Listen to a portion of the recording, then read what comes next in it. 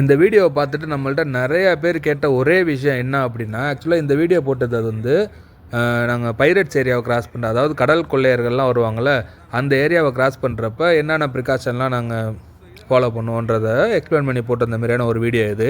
இல்லை நிறைய பேர் கேட்டிருந்த ஒரே விஷயம் என்னென்னா, இப்போ கடல் கொள்ளையர்கள்லாம் உங்களை சுடுறாங்களே, ஸோ உங்களால் திரும்ப சுட முடியாதா, உங்கள் கப்பலில் கன் இருக்காதா, அந்த மாதிரிலாம் கேட்குறாங்க. ஆக்சுவலாக வந்து இது வந்து டிஃபென்ஸ் நேவி கிடையாது, நாங்கள் மெர்ச்சன்ட் நேவி தான். ஸோ இந்த மாதிரியான சரக்கு கப்பலில் வந்து அந்த கன்னெல்லாம் இருக்கிறதுக்கெலாம் வாய்ப்பு இல்லை.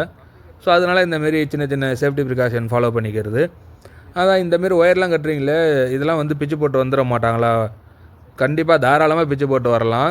இந்தமாரி விஷயம்லாம் எதுக்கு பண்ணுறது அப்படின்னா, சின்ன சின்ன சேஃப்டிலாம் இன்கேஸ் அந்த பைரட்ஸ்லாம் கப்பலில் வந்துட்டாங்க, கப்பலுக்கு வந்துட்டாங்க, மேலே ஏறிட்டாங்க அப்படின்னா, இந்தமாரி விஷயத்தெல்லாம் அவங்க வந்து கொஞ்சம் கிளியர் பண்ணிட்டு உள்ளே வரதுக்கு கொஞ்சம் டைம் எடுக்கும். ஸோ அதனால் என்ன அப்படின்னா, நாங்கள் அதுக்குள்ளே கப்பலில் உள்ள எல்லா க்ரூவும் ஒன்றா கேதர் ஆகி ஒரு சேஃப்டியான இடத்துக்கு போயிடுவோம். நார்மலாக ஒரு சேஃப்டியான இடத்துக்கு போயிடுவாங்க.